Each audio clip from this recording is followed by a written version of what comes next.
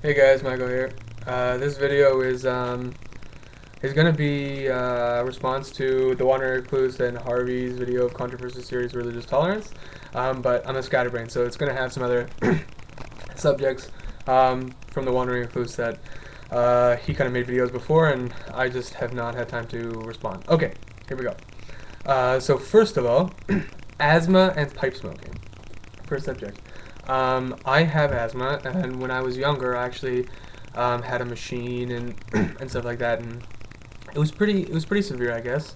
I had a few asthma attacks, had to be rushed to the hospital, and I found one that I run long distance now, and that completely helps my asthma. I don't have to take any puffers anymore or anything like that.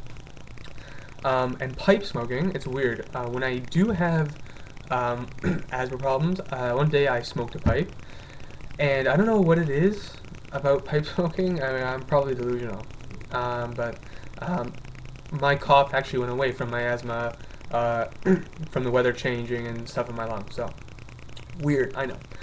The Wandering Recluse also was like, oh, that my Ben Wade looked cool. You might want to check it out, but it was dark in that video. So here it is. Here's the Ben Wade. It's a little bit lighter. I got a light shining right under my crappy laptop.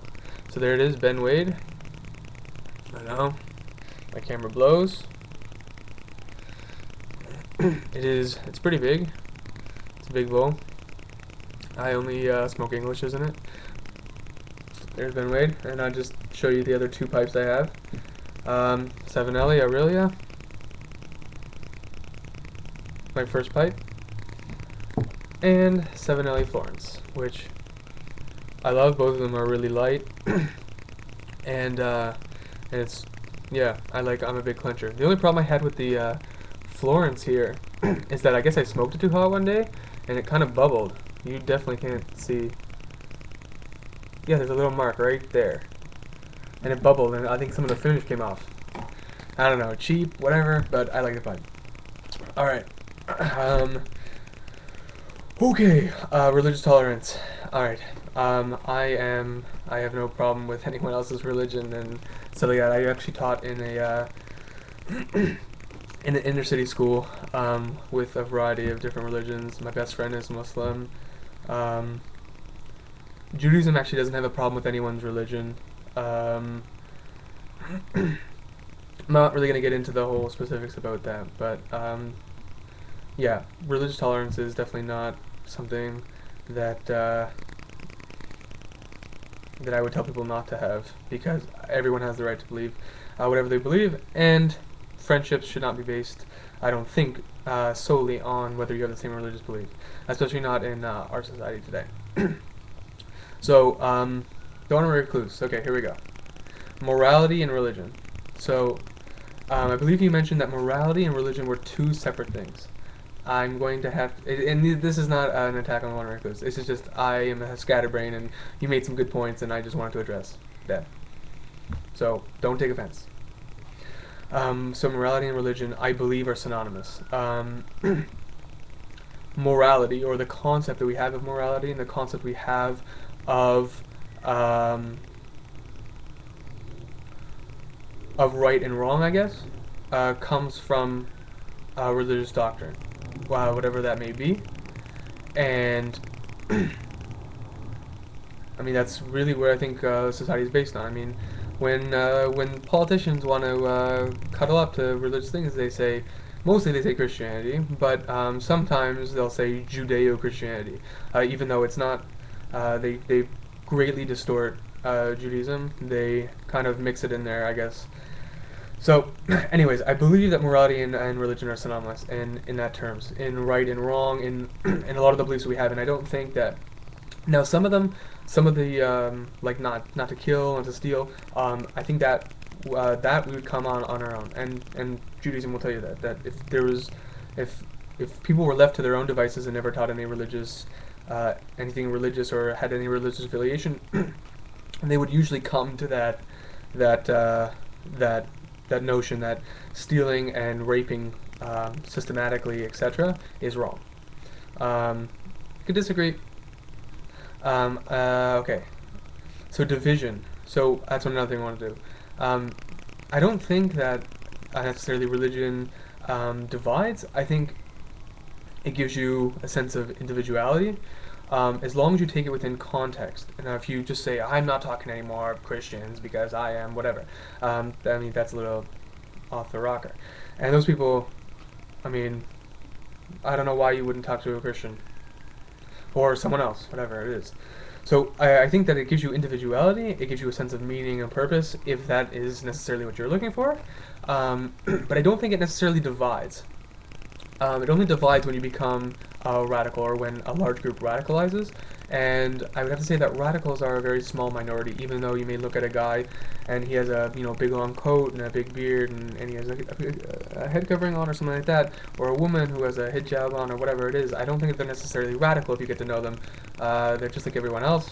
I find that a lot of people get I just trim my beard, but I usually have a bigger beard, and a lot of people get, at first, they have first impressions about, like, this guy with a big beard, he's probably whatever.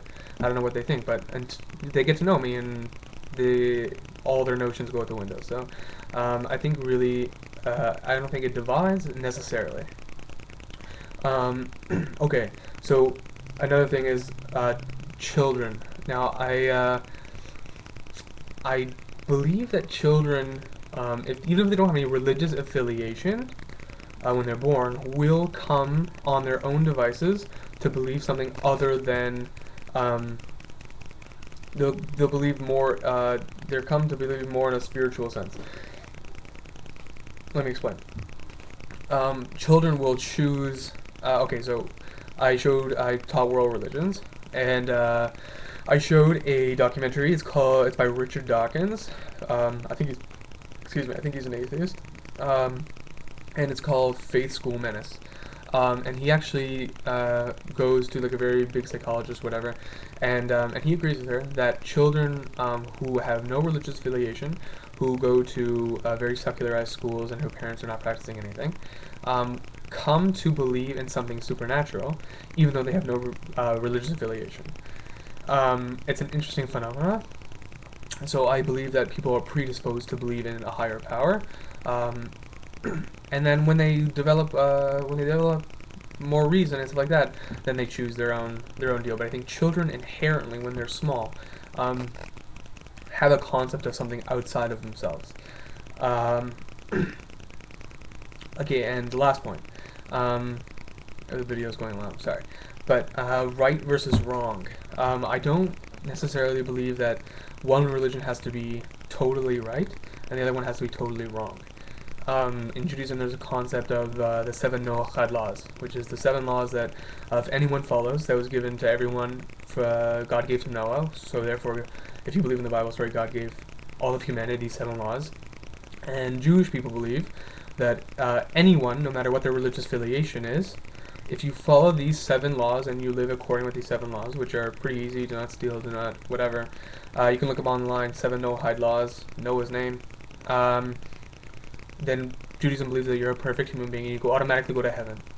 A lot of other religions don't believe that, but Jewish people believe that, like Christianity, Islam, if you follow them to the T, you believe in one God, etc., you follow the 7 Noahide laws, you're considered a perfect human being, period. So, I don't necessarily think that you have to look at religion as right or wrong. At least Judaism doesn't look at necessarily other people's religion as completely wrong. They look at a lot of the aspects as extremely correct, and they commend them for such a belief, and it's a great thing. It really, in my opinion. So, so there you go. I think I addressed a few issues, or a few subjects that made me think about in my head, because I am lost for ideas and stuff for videos. But I hope no one took offense to that. If they did, write me. I'll clarify, or we can talk about it more, or whatever. But okay, thanks for watching, guys. See ya.